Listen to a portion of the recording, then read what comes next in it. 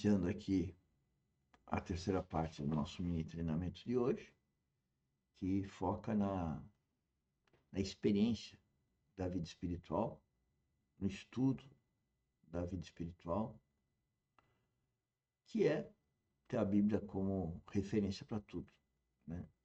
Inclusive, quando tu está conversando com uma pessoa, e eu percebo que a pessoa começa a pôr as opiniões, os achismos, né? Eu paro de conversar, porque na verdade, tudo que a gente faz na nossa cabeça, em princípio, está errado para Deus. Deus quer que Ele nos guie, através do Espírito Santo, através da vivificação do Espírito. O que aconteceu lá no Éden era isso.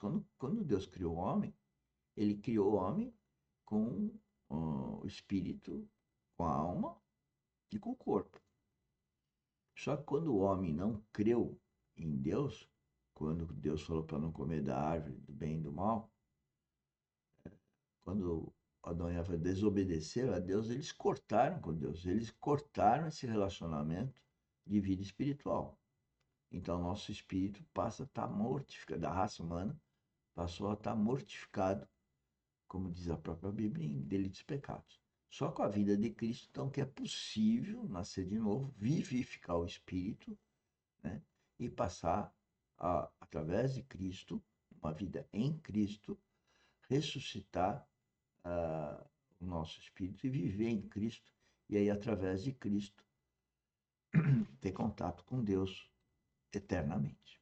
Bom, mas eu sempre, nessa parte aqui, eu passo a ver um vídeo com os senhores, os minutinhos que nós temos, de tal sorte a indicar para os senhores que a gente vá lá para o YouTube, não agora, né?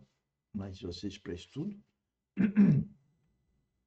no playlist 10D de Dynamis 719, e vejam esses vídeos que a gente vai colocando lá, vai apresentando aqui, que são dos estudos. Então vamos ouvir o Rubem Bornelli com o caminho da vida espiritual. De passagem, vamos fazer. Que maravilhoso capítulo esse. Paulo vai mostrar a mente de Cristo no próprio Cristo, é claro. Algumas traduções, sentimentos. A palavra melhor é mente, segundo o original. A mesma mente que também houve em Cristo. Então ele vai dizer qual é essa mente.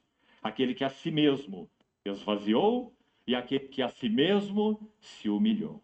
Né? Então essa é a ênfase do capítulo 2. Se pudermos entrar hoje em alguns detalhes mesmo, que de passagem vamos fazer. Que maravilhoso capítulo esse. Paulo vai mostrar a mente de Cristo no próprio Cristo, é claro, né? É a mente de Cristo. Então ele se esvaziou, ele se humilhou, ele assumiu a forma de servo, ele foi obediente até a morte, morte de cruz. Essa é a mente de Cristo. Tende em vós a mesma mente. E aí ele cita mais 2 exemplos dessa mente de Cristo em manifestação. Primeiro, mente de Cristo em Timóteo, um outro vaso que expressava com clareza a mente de Cristo. Em palavras inspiradas pelo Espírito, quando Paulo escreveu Filipenses, tão lindas, irmão. Creio que teremos ainda hoje a oportunidade de tocar nisso. E cita mais um exemplo, Epafrodito. E também mostra marcas, a mente de Cristo em Epafrodito.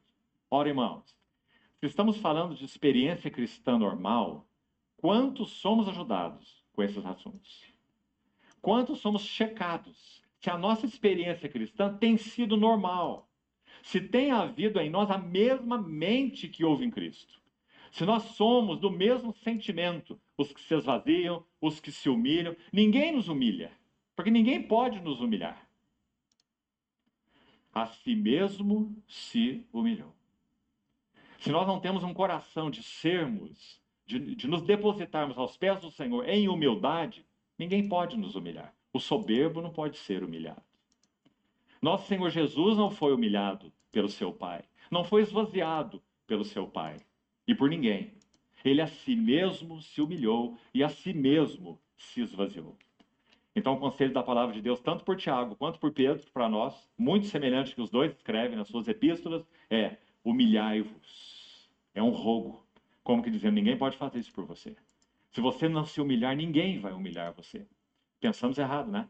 Nós dissemos, o outro me humilhou, ele está me humilhando. Ninguém pode nos humilhar. Só nós podemos nos humilhar e devemos fazê-lo. Humilhai-vos na presença do Senhor, para que Ele, em tempo oportuno, vos exalte. Né? Então, essa é a mente de Cristo. Então, ele cita essa mente em Cristo, em Timóteo, em Epafrodito. Capítulo 3, o verso que citamos, para esboçar então o livro, 3,14.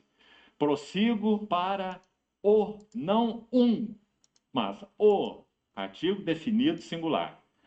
O alvo. E que alvo é esse? Esse alvo é o prêmio. Acompanha aí, 3,14. E que prêmio é esse? É a soberana. Aqui também vamos buscar uma ajuda nessa palavra. A palavra melhor seria ascensional. A mesma ideia de Hebreus 3. Santos irmãos que participam de uma vocação celestial. Então, uma soberana vocação, ou uma ascensional vocação de Deus em Cristo Jesus. Então, Mas ele passou um texto aqui, eu acho que é bom até voltar. Quando ele fala de humilhar, de nos depositarmos aos pés do Senhor em humildade, humildade. Veja o que ele está falando de humildade. Cabe a todos nós. ninguém pode nos humilhar. O soberbo não pode ser humilhado. O soberbo não pode ser humilhado. Vamos entender mais. Nosso Senhor Jesus não foi humilhado pelo seu Pai. Nosso Senhor Jesus não foi humilhado pelo seu Pai, nem por ninguém, quer ver?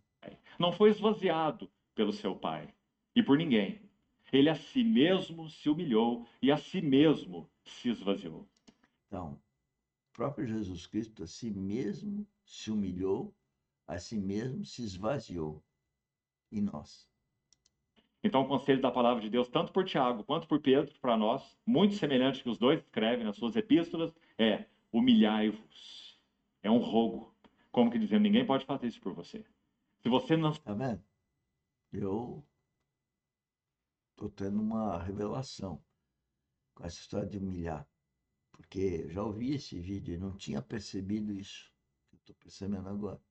Eu tenho que se humilhar. Não é o outro que me humilha. Muito interessante isso. E as pessoas que querem nascer de novo, percebem alguma coisa, elas já estão no caminho de humilhar-se. A pessoa que diz que já nasceu de novo muito rápido e não constata com o Espírito Santo esse novo nascimento, ela pode não ter nascido e ela está sendo soberba. Porque ela está falando que intelectualmente, culturalmente, o que é politicamente correto. Mas não se humilhou. Que coisa interessante. Acabei de perceber isso. Se humilhar, ninguém vai humilhar você. Pensamos errado, né? Nós dissemos o outro me humilhou, ele está me humilhando.